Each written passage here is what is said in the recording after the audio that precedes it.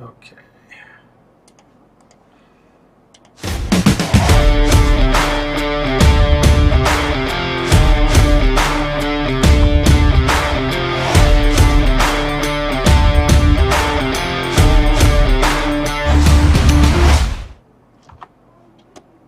Greetings, humans. It's me, Bob Harris. Let me tweet this link out, Emil.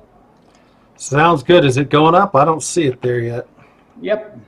Fantastic. And we're on the Twitter and on the Periscope. So if you have any questions and you could catch this, jump on. We'll be talking about some of the events of the day. I'm Bob Harris, the senior editor here at Football Diehards. I'm joined by Emil Cadlick, as I am every Friday night, the head honcho of this organization. Both of us fantasy sports writers, Hall of Famers. Imagine that. We've been doing that. You know what that means? It means it's been a long time. Yes, we're old timers. Anyhow, always funny to think about that. Getting into business back when we did, there were no such things as that. Anyhow, Emil, how are we doing tonight? It's week 8 is upon us. Some intrigue to deal with, and we'll start dealing with that. All right, but how you doing? Doing pretty good, and then getting close here. We got to start figuring out some of these injuries. It's going to be fun to decide on a few of these players that give us headaches. Yeah, week 8, there's a number of them we'll be looking at, and we'll take your questions throughout. If you have questions, post them up on the Twitter or hit the Periscope questions, and Emil and I will walk through those. But we'll start out talking about the Saints and Cardinals game because there's a lot going on in that one, a lot of moving pieces. Drew Brees and Alvin Kamara both worked on a limited basis. Brees all week, Kamara the last 2 days. Sean Payton won't name a starter. They've done quite well with Teddy Bridgewater, gone undefeated essentially with Teddy Bridgewater at quarterback, but it looks like Brees is close to coming back from the thumb injury. Going against the Cardinals, it's a pretty favorable matchup. They have a bye next week, so you'd think maybe also it could make sense for them to hold those guys out. Like I said, they've been faring well. Latavius Murray ran well against the Bears last week, but here we go against Cardinals. On the other side of the ball, we all got the trickeration of the Cardinals last week, the Giants. David Johnson was a game-time decision. He did play about 3 snaps, was it? That he left the game. Much. And Chase Edmonds ran rampant over the Giants, 120-some yards, 3 touchdowns, caught a number of passes as well. A little tougher matchup this week, but hopefully there'll be some decisions made for us. Let's say, for instance, Emil, for you, if Brees and Kamara are active, are you going to be okay playing them? Wow, yes, I would be okay playing them. Luckily it's a morning game, so we'll have early kickoff. I should say that helps. It just seems to me with the bye, you're playing Arizona. Things have gone well with Bridgewater. Oh man, you get them, you take them off one more week, get the bye, you go into week 10. Makes a lot of sense to me. But you and I don't really know how bad they are. I mean, or good, yeah. I mean, I would think that Brees, you wouldn't play him. I don't know if I'd play Brees, depending, of course, who you have in your lineup that you could put in. Kamara, I'd be tempted to play if they're going to stick him in there. Yeah, so the thing about Brees, he's got a nice quick release. The Cardinals are getting a pretty good pass rush anymore. Chandler Jones showed up last game, could show up as well again. Patrick Peterson back and essentially take away half the field. I don't know if anyone could take away Michael Thomas. I don't care who the quarterback is or who they're playing. I mean, Michael Thomas, starting to garner a little bit of MVP talk. Not that he'll get it, but I understand the interest in him. For me, I'm with you. I'm kind of hoping the Brees doesn't play, although I am in a 2-quarterback, a super flex league where it would be very handy for me if Brees did come back. And I feel like in that case, I would play him. In a 12-team, regular kind of roster configuration, I would hope I have a more reasonable or at least a reasonable matchup. Let me ask you this then, Emil Cadlick. Yes. Let's say you had Drew Brees and Ryan Tannehill. Great matchup for Tannehill. I mean, Buccaneers have stopped 0 people, I believe, or very damn few. Tannehill played reasonably well last week. He's got some good weapons. The Bucs can't cover anybody. How close of a decision would that be? Would you be hard pressed to move away from Brees in that case? Wow. Yeah, Tannehill can have some big games. Obviously, that they're at home against Tampa Bay, 24th ranked defense against the pass. But boy, you go put Tannehill in, and then he turns into Tannehill again, and you're going to be mad. it's the kicking yourself in the ass factor with him, right? I mean, that's look, in fantasy football, you have to look yourself in the mirror after a loss or a win and face your own decision-making process. And I do feel like there would be some serious ass kicking of your own self. But those are things. It's matchups, right. It's situations, it's streaming, and you look at a lot of the successful players, and they'll do stuff like that on occasion if things are right, and it can be successful. So you don't want to be always looking behind your back thinking I don't want to look stupid when you may be able to have a better lineup. One of the things we talk about a lot here and on the Football Diehards on SiriusXM Fantasy Sports Radio, which you should all listen to every single day if you get the chance, is to divorce the name from the numbers. All right, so let's look at Odell Beckham's numbers versus his name, and let's say we got Corey Davis in that same game. I know I'm fixated. I could pick someone else, but how eager are you to play Odell Beckham? Are we still at this point going into the game against the Patriots, a defense that's got 18 interceptions, 20 interceptions, and given up just one touchdown pass all year long, perfectly positioned dime to Golden Tate, placed right where he could do his run after the catch magic. Are you playing Odell Beckham with Baker? Knowing Baker Mayfield struggles this year against that Patriots defense, what is the range of guys you're looking at to start ahead of him?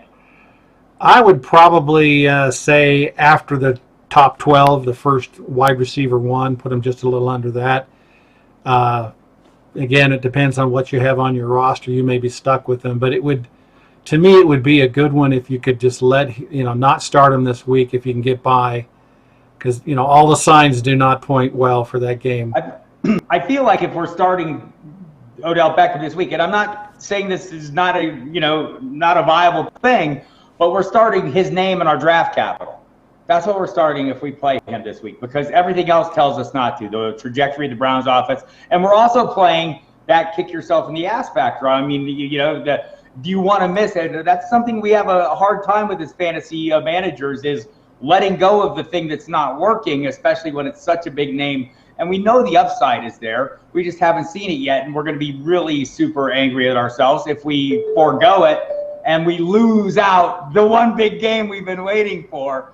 That's a big mental hurdle as a fantasy manager. I'm guessing a lot of the high stakes people, that's something that separates the successful high stakes people from us mortals, is their willingness to make these aggressive lineup moves when it's called for. Well, as we know, ODB can have huge games in situations where you wouldn't think he would. Is it going to be this week? Yeah, is Baker Mayfield again in New England against New England going to be able to get the ball to ODB? I think that's the biggest question. Yeah, I would agree. And that doesn't make me excited, as an ODB owner to put myself in that situation. Yeah, I agree. And look, I'm sitting here and I'm judging everybody and telling everyone what they should and shouldn't do. And I'm not 100% sure I would make the right decision in every case. I think I would be more willing, or I've been pretty open to playing guys. I'm like, let's just go to another one, Emil. Joe Mixon, a guy who in the past has been able to outperform his offensive line. Last year he certainly did. This year it's caught up with him. Last week he averaged 0.2 yards a carry. Look, I don't think he's at more than 2 yards a carry or much more than that. Looked at the next gen stats. I think he's getting hit at the line of scrimmage or behind it on over 30% of his carries, the most of anybody else. And they play a tough Rams defense this week. What is the range of players you're willing to forego or to put ahead of Joe Mixon? Just regardless. I mean, look, we invested in him. We have hopes for him. I think he's still a good player, but the situation is not working right now. I think right now he's a flex, essentially the third running back. So somewhere after 24 to 30 to 35, not a good matchup.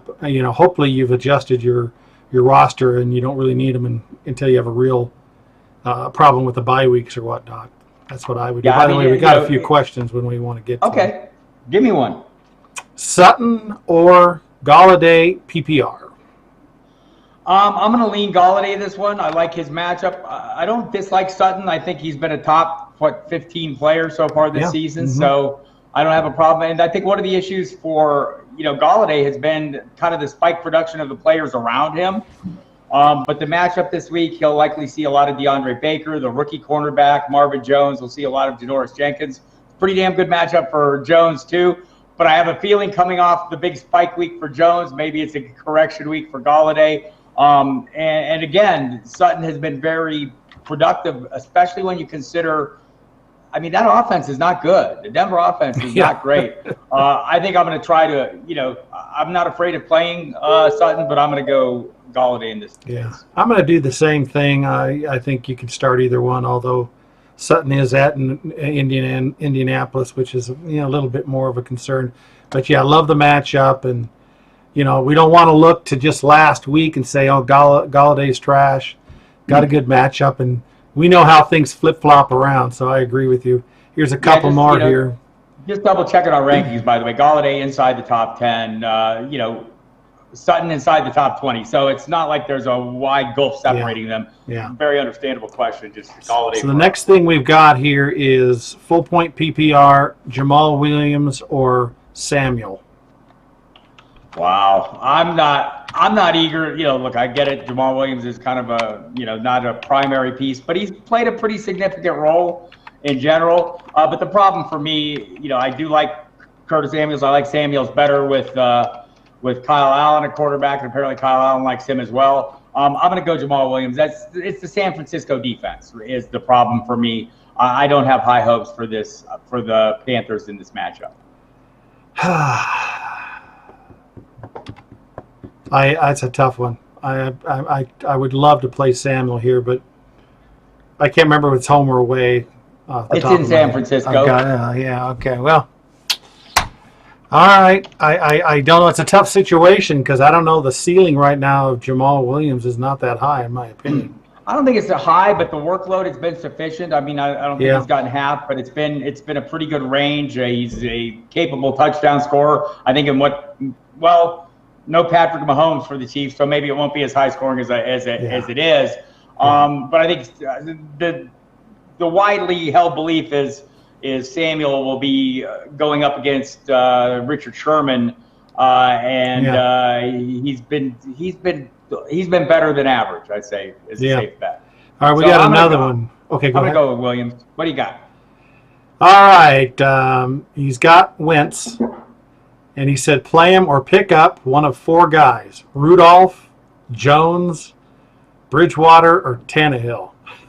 Well, let's rule Bridgewater out just because we don't know, what the unless something we know just before game time. And we'll know that before the game. Maybe you could still make that move, and I probably would make that move. Look, I love Tannehill's matchup. I don't want to get too far out in front of this because I feel like I'm turning into the Tannehill hammer, and every answer is a Tannehill nail. Just because I do love the matchup. I think it's a fantastic matchup for him and that passing attack this week. I like what they did in a much more difficult matchup against the Chargers last week. I get the Rudolph thing. The matchup is very appealing against the Dolphins as well. But probably just don't have the level of confidence in him or Daniel Jones that I would have in Bridgewater if he plays, or Tannehill. So it would be Bridgewater if he's active, Tannehill if not. Tannehill, I believe, is also an early afternoon kickoff. So no issues there. That would be my. If I was ranking all four, I'd have Jones ahead of Rudolph just by a shade as well. Yeah, I agree with you on that. I would not cut Wentz. I mean, if he's going to pick up on the guys, unless you've got something else on a bye that we don't know about. But certainly, I'd just rather not play Wentz in Buffalo right now. Yeah, I talked to Dave Spadaro from PhiladelphiaEagles.com. Their guy there is a really good information guy. Obviously works for the team, so he has a rooting interest. But we're just trying to get a feel for what's going on with that offense. In general, what the downturn is, and look, it wasn't that long ago. We looked at, go back to the Green Bay game. I mean, they were lights out, and what was a big factor in that was Jordan Howard's running, obviously, and scoring. But it seems like not having a true deep threat, and we saw Nelson Aguilar and Dallas, totally come up short on one deep attempt, and so I don't know, maybe when they get Deshaun Jackson back, things will turn around a little bit, or maybe they make a trade ahead of the trade deadline. Robbie Anderson is being shopped out there. Certainly a capable deep threat in him as well. And maybe that'll tell us a little bit more about Deshaun Jackson. But yeah, that's I'm not giving up on Wentz, but they need to get things going. But we need to remember, as fantasy owners, it's something that's, how down were we on Kirk Cousins week 3? Yeah, right? I mean, ready to cut him off every team we had. I'm joking last night. I'm old enough to remember when Kirk Cousins was getting bitched at by his receivers. One of them was trying to force his way out of town, and Cousins was apologizing publicly for his miserable play. And damn, that was like week 3, week 4. Things change quickly in the NFL. It is kind of a week-to-week thing. We kind of invest in this talent for a reason. I'm not averse, as we said, divorce the name from the numbers. Move away from a guy who's not producing at any given time based on the options you have. But that doesn't mean you give up on the research and all the information you've put together. It's not like the narrow band of information. You're looking at the broader band with Wentz. Yeah. And I do think he's a better player. He just needs to get on track. Well, and also if we could get Deshaun Jackson back, but he's worrying me. It's pretty long that he's been hurt. And yeah, I asked Dave Spadaro today. I said I'd heard there was a timeline, that maybe a window from week 7 to week 9 to get Jackson back in the mix. He goes, I don't know where the hell you heard that. NFL Network, that's where I heard that. But he says nobody knows. The Jackson's trader has said it's a small tear in the abdomen, the abdominal muscles. So,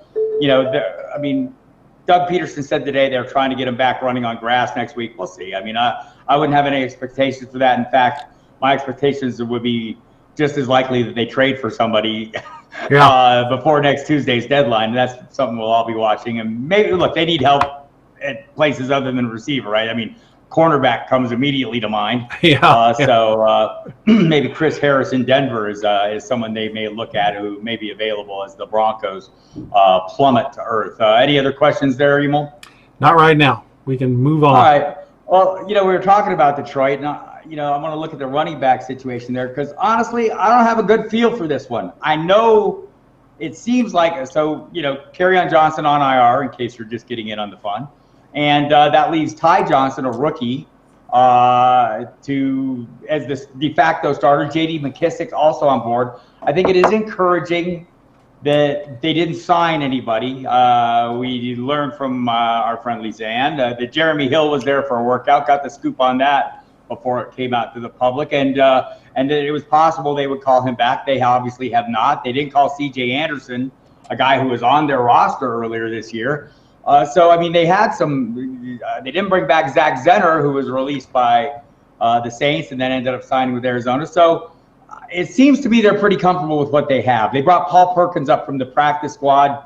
I think we've seen enough Paul Perkins to know he's probably not the answer to a lot of questions. Yep. So it must be Ty Johnson. So he's got 23 carries, 83 yards through 6 games, working kind of behind alongside Kerryon Johnson in kind of an ancillary role. We've seen J.D. McKissick get some turns as well. The Giants, not like the toughest matchup in the world. How confident are you in Ty Johnson being the leader of this committee, if it is a committee, or maybe you think he's going to get the whole workload? I got the feeling he will, but here's the stats from last week's game, and of course I'm not sure how quickly Kerryon Johnson left. But if you notice, Ty Johnson had 10 carries and McKissick had 5, although he got the same amount of yardage. And Ty Johnson got 4 targets, caught them all, 28 yards, and McKissick, where is he on here? He got 3 targets, 2 catches, and 31 yards. Right. So that's pretty close. Now, of course, that happened as the game was when Kerryon went out of the game and they didn't have a week of preparation, that kind of a thing. So that's actually a lot closer. However, I do have another quick stat here, which isn't unfortunately as much data here. This is the down on the right side here. Kerryon's got 80% of the carries in the 10 zone. And then Ty's got 13 and McKissick's got 7. So maybe a tiebreaker is the fact that Ty, he may be the goal line guy. Yeah, my guess is he would be. Look, McKissick has a little bit of an advantage here in that, not an advantage, but he has something going for him, and that Darrell Bevel, the offensive coordinator, they were together in Seattle. So McKissick is really familiar with the offense. Bevel's familiar with what McKissick can do. But I do think this is, I'm going to go into this one assuming it's going to be Ty Johnson. I have 0 shares of him. I'm not, so I don't really have this decision to make a lot, but it has been a widely asked question to me on Twitter all week long. And I don't know that I've had a great answer. Yeah, and also, again, this is a situation where he could have a lot of upside. One of these two guys could have a lot of upside because the matchup also. So you don't want to ignore it, even though it's a very difficult thing to answer. I mean, we've seen this already this year, especially with Chase Edmond. Not sure if he'll play, and he scores 30 points. Our buddy Cagliari over Fantasy Pros pointed out that the Giants teams are averaging like 26 or so carries, running back carries against running back touches against the or carries against the Giants. So there's going to be some volume to be had. The other thing that he pointed out, which makes sense too, it's a home game. The Lions are favorites. If they get out ahead, they'll want to run the ball a little bit. So maybe Ty Johnson's a reasonable play. Yeah. And if the opposite occurs, it may be McKissick because he's the pass catching running back. So right. And, I don't know. It's funny about that receiving core. They've got a lot of bodies there, and Love Galladay, Love Jones, T.J. Hawkinson showed up. Danny Amendola has shown up. I mean, it seems like they're spreading the wealth around a fair amount. I think they have at least 4 guys with 100-yard games. I'd have to go back and double check and see if it's more, but it's at least that. So pretty interesting there. I have one question here. Is Mecole Hardman a good flex to start this week? The assumption is it's at JIrish24 on Twitter. He has a lot of practice time with Moore as the backup. I get that. He also has Parker in Miami, who has a touchdown in 3 straight games. Fitz, Beasley, Sony, Jordan Howard available for flex. I'd probably be flexing guys other than Hardman. Look, I don't know what my expectations are for Matt Moore other than serviceable. I think some of the playmakers around him are great. But as soon as Patrick Mahomes leaves this offense, for me, it kind of narrows down the number of guys I'm willing to play. I'm willing to play Tyreek Hill. I'm willing to play LaShawn McCoy. After that, I think it's a little bit of a crap. I don't know what I expect from Damian Williams. Sammy Watkins is going to be back and healthy. I guess he will get playing time. But if you're trying to get leverage DeMarcus Robinson or Mecole Hardman, I think you're going a bridge too far there, especially with some of the options I just heard there. Yeah, and Kelsey also. You get Tyreek Hill and Kelsey, who Kelsey's the short, so he can dump the ball to Kelsey and, get some work there. And, of course, you want to start Tyreek Hill because he could, as he did last week, find one and take it, and all of a sudden you got 16 fantasy points and you're happy. Right. I thought that was encouraging, that touchdown, because it looked like Hill was running an out route and, or running a crossing route, and he turned it up, and Moore diagnosed, read, and delivered the ball to where he was heading well in advance of when he was heading there. So I thought that was pretty encouraging for Moore. Look, we've seen Moore has been so middling over the course of time. His career average is less than 200 yards a game passing. I think he's 15, 1 loss record. I mean, 41 touchdowns. I think I'm trying to remember it's in 30 starts. So, it has been horrible. I can remember in Miami there were times when we thought he could be serviceable, and he would come in for one game as a substituting game and fare well, and then it would get kind of downhill from there. So I'm a little concerned about that. Got another question for you. Go ahead. All right, Tannehill or Carr to start? I'm gonna play Tannehill. Yeah. Look, I agree. I agree with you. At Houston now, Houston hasn't had the greatest defense, but it's still at Houston, and I would rather play Tannehill. Right, and we should have Tyrell Williams back, but this offense is kind of certainly last week we saw it, totally dialed in through the tight ends with Darren Waller serving as essentially the wide receiver 1. We'll see with Tyrell Williams back, but beyond that, there's not a lot, to hang your hat on in terms of downfield threats, whether it's, is the number 2 wide receiver, assuming Tyrell's back, you're still looking at a crowd. It sounds like Zay Jones will be active this week. Not sure what I expect from him, given his career arc. Trevor Davis has flashed at times, moments. Hunter Renfro is the number 3. All right. So I just think it's hard to, the weaponry is not up to par. Okay, and I will say for Tannehill, I mean, not just Corey Davis, but A.J. Brown's capable playmaker. Adam Humphries emerged last week a little bit. There will be no Delaney Walker this week. He's been ruled out, so Jonnu Smith may be a viable play as well. All right, half a point PPR. Henry, Michelle or Michael or whatever his name is, Sony? Michelle. Sorry. How many years has it been? I still can't get it right. And Mac. So Henry, Michelle, and Mac, half PPR. I think I'm leaning Mac on this one. Henry, look, here's the thing. Tampa Bay, to throw against, not easy to run against. Yeah. I think they rank second against fantasy running backs. Yep, and, close to, bottom third in pass. Whereas Denver's pretty, so it's like they're the opposites. Yeah, Denver's 20th against the rush, according to our stats on the site. And much better against the pass. And so I think that's probably the direction I would go on this one. And it seems like, look, Jacoby Brissett's playing great.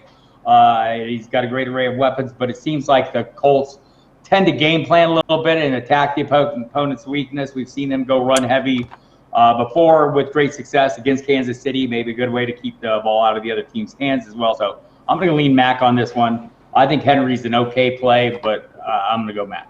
Yeah, I would say Mac and then Henry. And then Michelle.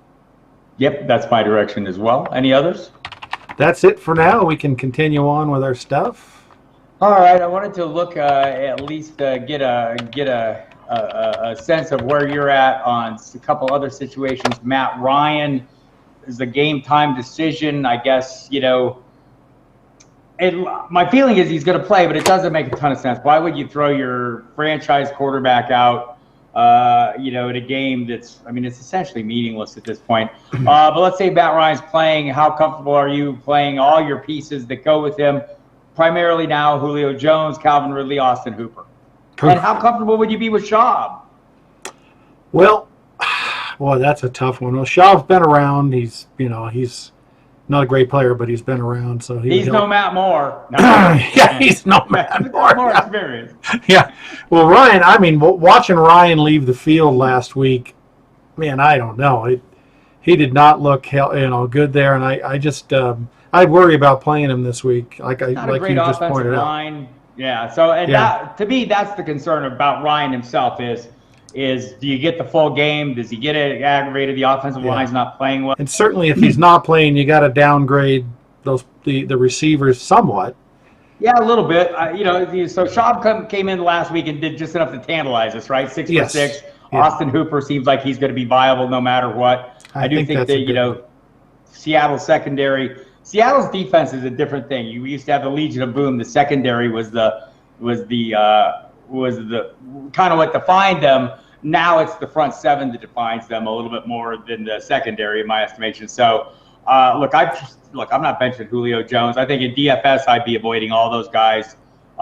Either way, just knowing that if Ryan's playing, something could happen. That he's going in not healthy. And Ryan had been such money. Especially like on DraftKings, he was he had 5 straight 300-yard games. Yeah, he was really playing well. And he was giving you that bonus. So. I think in this case, I'm probably avoiding him. I'm not avoiding Julio in season long. I don't know that I'd avoid Calvin, Ridley in season long. I certainly would not avoid Austin Hooper, who I think has kind of turned himself into one of the top tight ends, fantasy tight ends going right now. Yeah, it's incredible how much he's progressed over the last 2-3 years. It really catches the ball well. I'm really impressed by the guy. And that's one where we could kind of, look at our off-season information and stuff for the last 2 years. Spent the entire off-season working out with Matt Ryan, establishing that connection. Also, you can credit maybe a little bit the arrival of Dirk Cutter, who has long used, been a heavy user of the tight end. He was their offensive coordinator at the end of Tony Gonzalez's career, and also in Tampa Bay made great use of tight ends as well. So. Plenty of fun there. Just a couple other things. Any other questions on the social media? Not yet. All right. So let's just, we got just a few minutes left here, and I wanted to jump into a couple more topics. The Josh Gordon released by the Patriots. Mohamed Sanu acquired in that trade. Tom Brady talking highly of him. Look, I think it's a little too early to jump out in front of this, but as Mike Dempsey, our co-host on the Sirius XM show today, said, wouldn't it be just like Bill Belichick to say, oh, so you think I overpaid for this guy? Let me show you. How are you? So let's take both these guys. Let's take Mohamed Sanu and Emmanuel Sanders, who was traded to San Francisco this week. Which one of those two would you rather play this week? Wow, I haven't looked at that breakdown. Sanu really has played well. And, of course, they're both going to a new team. They've got to somehow adapt in there. There's so many parts to New England. It's kind of hard to see that. But, that intangible you mentioned about Belichick, it would just be exactly what did he do with AB before they cut him? Right, exactly. Like, okay, so we signed the wrong guy. Let me show you how wrong he is. But it was funny. There was a big kerfuffle, and I get that, we like to make these things into things. But Jarvis Landry, talking to press conference, said, "Oh, so what are you going to do?" And we're going to win. Oh no, he guaranteed a win. And I'm thinking, oh my God, what if he said we were going to lose? I mean, we would all be in arms. Well, what do you want? But it was only like an hour later that someone asked one of the Patriots about it and said, well, I didn't hear it, but Belichick told us about it. Right? Okay. So Belichick's already there working. Look, I think I'd go with Emmanuel Sanders this week if I had to pick one of these two, only because he looks like he goes into a place where they don't really have a wide receiver one. George Kittle is essentially the de facto wide receiver one. Deebo Samuel coming off injury. Dante Pettis has been disappointing at best. They've had a lot of attrition there. They just don't throw the ball a lot. They want to be a run-heavy team, and the Patriots might any given week be a pass-heavy or not team. And I don't think, N'Keal Harry will be back soon. He's about a week away from being eligible to return. I think Sanu is going to have some kind of role. Will Bill Belichick want to use him? You could legitimately say Mohamed Sanu has a true NFL quarterback arm. Will we see him throwing the ball? Will we see him running the ball? I don't know. I think if I'm betting on things, I'm probably going to bet on the role or the anticipated role for Sanders being a little higher up in the pecking order. But this one's genuinely very close. Yeah, I guess I'd lean to Sanders with what you said because they kind of really need a receiver there in San Francisco. They're playing at home against Carolina. They're both kind of intriguing guys. Oh, gosh, not another question here. Let's see here. Give it up. All right, standard flex running back question. Pick one. Lindsey, Edmonds, or DJ at running back?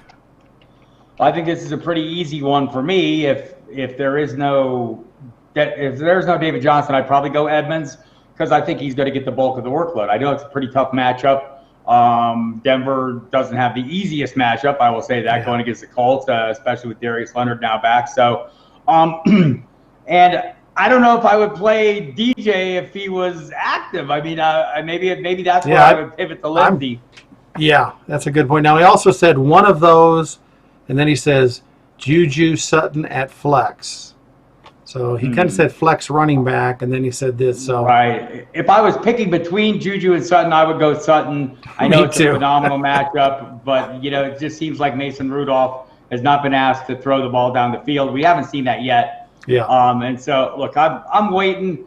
This is me divorcing the Juju's name from his numbers. It hasn't been there yet. It hasn't been happening. Nope. Deontay Johnson's been a little more favored of a weapon for Rudolph, or was in the narrow band. It's a narrow band of information. I get it. Okay, and got another question here. Super smash matchup. I get that too. So wouldn't talk you out of Juju. I'd just go the other way. All right, pick two half-point PPR. Odell, Lat Murray, John Brown, or Ridley? Definitely John Brown. And if there is no Kamara, it would be Murray. And if there is a Kamara, it might still be Murray. I would probably go Odell in this case if Kamara is active.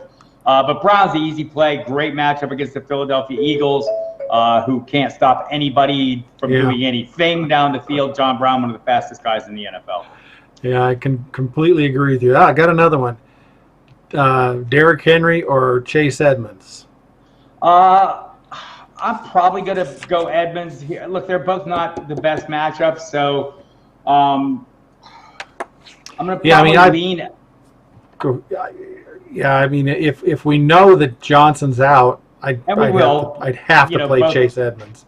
Both early kickoffs. I probably would too. I don't feel like we're chasing points. I think we're chasing volume as much as anything. Arizona runs a hell of a lot of plays. Edmonds, obviously a big playmaker. New Orleans has been a tough matchup as well, though. But that I just see that Tampa Bay matchup. They've been really hell on running backs in recent weeks. So that's what I'd be a little bit leery of. I'm not averse. I'm not against playing Derrick Henry in the right circumstances, but I think the choice is better if there is no David Johnson in this case. Yeah, I totally agree. That's going to be a fun one. Luckily, it's an early game, and you'll be able to know that before you make a decision. All right, so we're going to wrap this one up. We'll be back next week, same time, 8:30 Eastern time. We'll be doing this every week. We'll like to get more questions from you and keep bringing those in as much as possible. In the meantime, make sure you hit the Football Diehards website. We've got tons of content, audio, video, the written word, rankings, tools, everything you need to set your season-long and DFS rosters, help you make the best decisions possible at any given time. We've got stuff from Brad Cruz, one of the great high-stake players of our days, myself, Bob Harris, Gary Davenport, one of the IDP masterminds, if you play IDP, Justin Lanero, Kyle Dvorak, Bobby Gomes, former DFS DraftKings Millionaire Maker winner in there with the DFS content as well. You'll catch his live video every Wednesday night with Kyle, also every Sunday, 9 a.m. Eastern time. Bobby and Kyle sit down and do some last-minute roster building and answer your questions, so jump in there. You can listen to the Football Diehards every day on SiriusXM Fantasy Sports Radio. The fantasy channel 6 days a week, including the pregame show from 11 to 1. Myself and Jeff Mans. Every Saturday night, listen to us on SiriusXM NFL Radio from 8 to 11. Other nights, 6 p.m. Eastern time. Don't ever miss it. And hit the website early and often to get all your information every week, including updates right up through each kickoff, giving you all the inactives that you need to know to set your best lineup possible. So, Emil, thank you very much for joining me, and we'll do it again next week, and we'll talk to you all then. Sounds great.